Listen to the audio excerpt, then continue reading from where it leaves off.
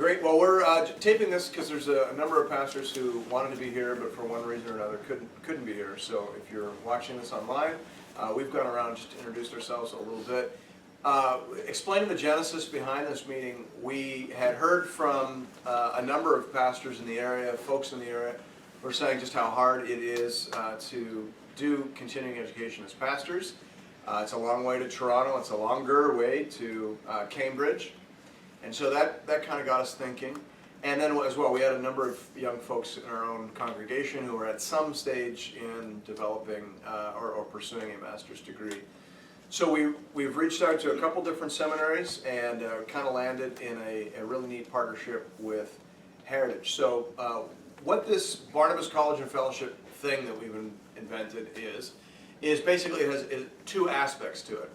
It is, first of all, at the core of it, it is a partnership with Heritage to do something in between being on campus, which is, I think everyone would agree, is ideal but difficult, and doing courses online, which I think everyone would agree is easy and cheap but not ideal. Somewhere in between there is a model where you're taking your courses online, but you're getting some exposure to live professors for questions, for interaction, for mentoring, and you're building a bit of a community with other students. And that's kind of what we're trying to develop. This isn't rocket science. Other groups are doing it. There's sort of this recognition that there needs to be a bit of a community, and there needs to be some live connect with the professors for you to get what you need to out of the program. So that's what this is going to be. At its heart, we will have certain anchor courses through Heritage where they'll come up and provide a live professor at the beginning and the end of the program. In between, there'll be, we're going to set this room up with the necessary technology for you to watch your courses online. Some of that you can do at home as well. But then we have a relationship with Tim, who will provide basically the anchor for the learning community. So Tim will facilitate the learning community, provide an opportunity for you to integrate what you're learning into the ministry experience and connect live with other students who are working as well. We will, as much as possible, try to select courses that will be applicable to the MDiv and the MTS programs, so that no matter what you're pursuing, it should be useful to you. That's sort of the core of the program, and I think our goal at this point would be to have learning community and facilitation around one anchored course per semester, which would probably work out to 3 a year. Of course, you can do as many as you want online in addition to that, or even on campus, but that would be our goal, to facilitate those 3. Then in addition, and we'll talk about this again at the end, as sort of a margin or an extended benefit, a number of pastors in the area have mentioned how neat it would be to have some sort of a learning community where we could get together, have lunch together, fellowship, but then something a little more than just a lunch club for pastors, which is great, but something the next step, which would be some sort of facilitated input, where it's not one church telling all the other churches what they should be doing, but rather somebody not connected to any of our churches just doing a little bit of neutral input.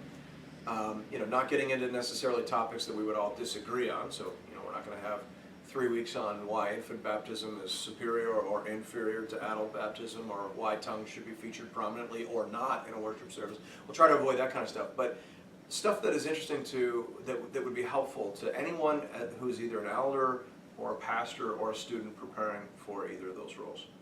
And so at the end, Tim will talk a little bit about that as well. But those meetings will basically be third Monday of every month, excluding May and June, from 12 to 1:30 here in the Leadership Center, open again to pastors, elders, and students. So we would hope that some of those going through the core program are also engaged with us there, but then there'll be many who are engaged with us there who aren't necessarily involved in the core program.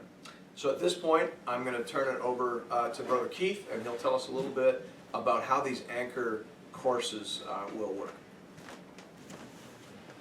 All right, well, my name is Keith Edwards, and I serve as the Distance Education Director for Heritage College and Seminary. And we're pleased to be here and to talk with First Baptist about this partnership in terms of providing education for Central Ontario, really as a hub, and for people to join us. Those of you who've taken studies know obviously that education can be done either through day school, it can be done through night school. We do intensive courses, 5 days typically on campus. And then what we're launching here, as we've done elsewhere, is multimodal. 2 days of live instruction combined with the balance in online available at the student's discretion. So typically the online is done at your convenience, and we're grateful to have Tim kind of coach students through that kind of process. So what I've given you, two documents. The one is just a sample of a night school. This is running down in Oshawa. This is, again, an hour and a bit of a drive if anybody wants to tackle that, although Mondays are probably not going to work out as great. And then the second is the launch of this first course. So we tagged Dr. Fowler. We thought Theological Foundations 1 would be a good launch course for the program. And so in June he will be tackling on the back. You'll see where he intends to survey the major areas of Christian theology from a conservative evangelical perspective. Having sat through a couple of days of his instruction when he gave this in Oshawa, you'll find it very engaging. Those of you who've had him as a prof know he makes you think, very fair, and you'll be driven into the text. And the course is going to deal with theological method, which is a good approach for any topic. And then, of course, the nature and works of God, theology proper, the Bible's revelation, humanity as created, fallen, and the person of Christ. So that's the June course. In the fall, we're going to have Dr. Barker do hermeneutics. That's why I've tagged you with this. So David Barker, who again, one of our pretty seasoned profs, pastoral leader, will come and tackle the art and science of biblical interpretation. The winter will be Dr. Fowler carrying on, because theological foundations, obviously, when you're dealing with systematic theology, you're not simply dealing with a one-off subject. To actually cover the whole gamut of doctrines is a pretty amazing, pretty extensive challenge. So he'll take you into some new areas. I'm not sure all the specifics on that, but that'll be for the winter of 2018. And then looking forward, Barry Housen, our dean, will come and teach Church History 1. So that'll be a survey from the early church right through to the Middle Ages. And then just planning ahead. We're grateful to have this on track. And again, these are all multimodal. And we'd like to be soon talking about what will go beyond that. Now, typically, students are working either on an MTS or an MDiv. The MTS typically has, kind of one-off courses. It's not as maybe as comprehensive as an MDiv. The MDiv has your language courses in it. The MTS does not. You can still take them as electives, but they're not required. So most of the grad courses, I would think, would be at the MTS. We're taken for the MTS. Obviously, people can audit them, use them wherever, or apply them to an MDiv. We have not committed or tagged anybody in terms of languages. We're not currently doing languages multimodal for want of lack of engagement, I say, by students who are saying, is that even possible? Typically languages are progressively learned. And so I don't know if any of you have any questions in terms of just sort of the how-to or the why. We'll try to get the dates nailed down fairly soon so you know what's working, probably September. I'm thinking September and maybe November, split them far enough apart. The one in June was a pretty short notice, but it will be an intense engagement with Dr. Fowler to have the 3rd and the 24th. I know one of the questions I've already received is about how to register. So if people are interested in registering for that course, what should they do? Okay. You can either call in, go online and look at heritagecambridge.com/apply. It gives you the options either at the seminary level, college level, or what we call test driving, which is your audit. You can email Karen Mowbray, who's our assistant registrar on at the seminary, or call her and she can walk you through the details of that. And it's not late, though it's normally, this would be a late registration. We're going to waive all that because it is pretty short notice to be launching for June 3rd. Yeah.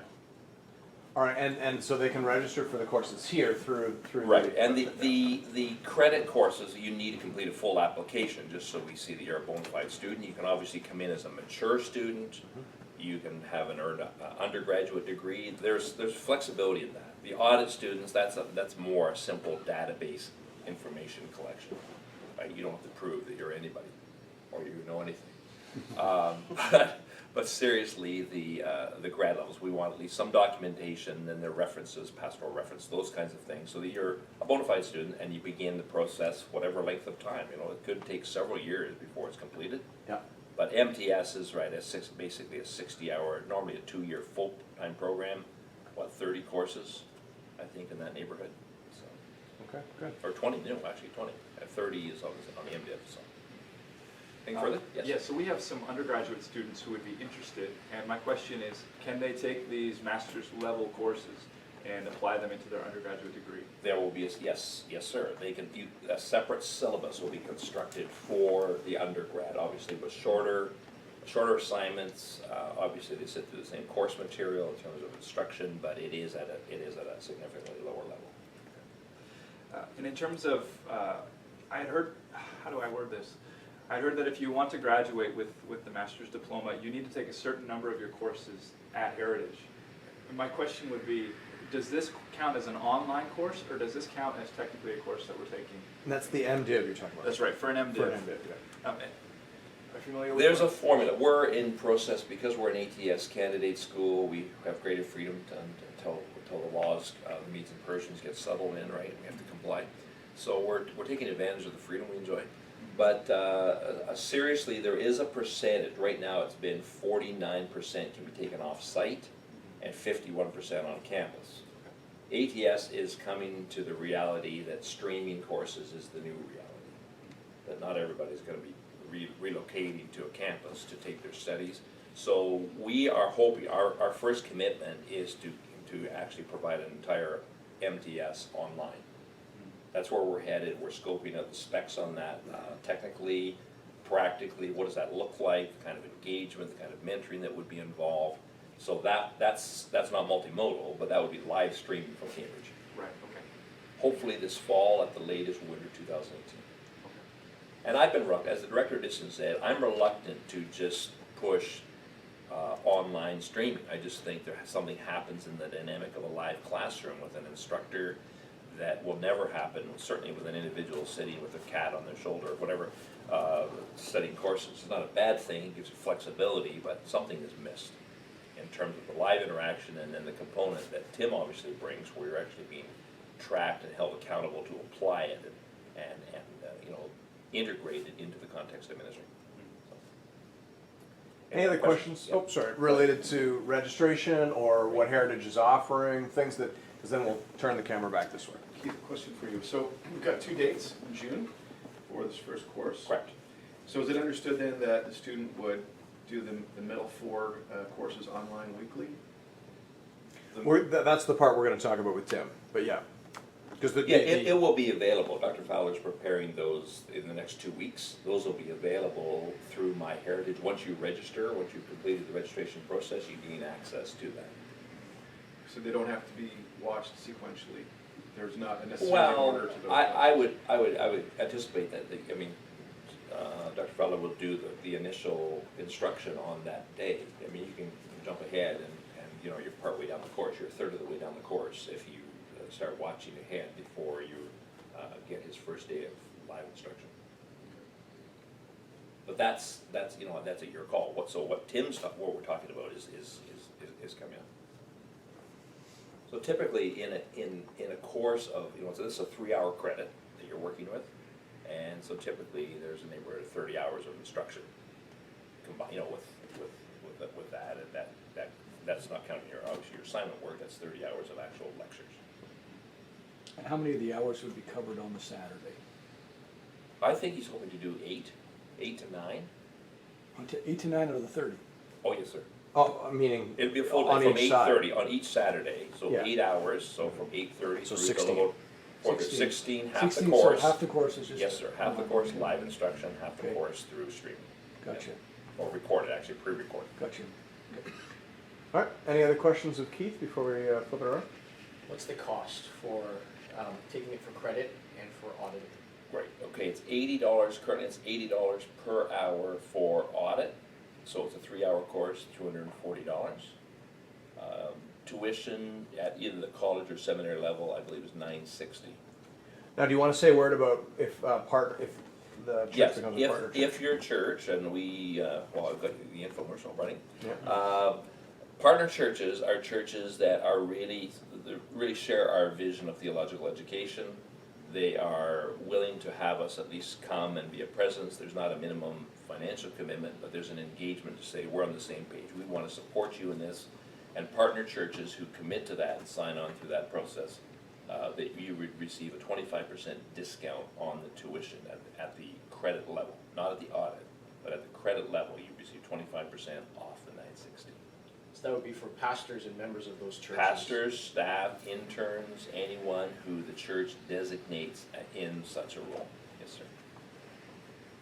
And we're encouraged. We've got about 80-something churches now. Our target is 120. God's, again, blessing us with pastors and leaders who share our vision. I think we have a distinctive position. Heritage has some declared positions on theological issues, and this is who we are by God's grace.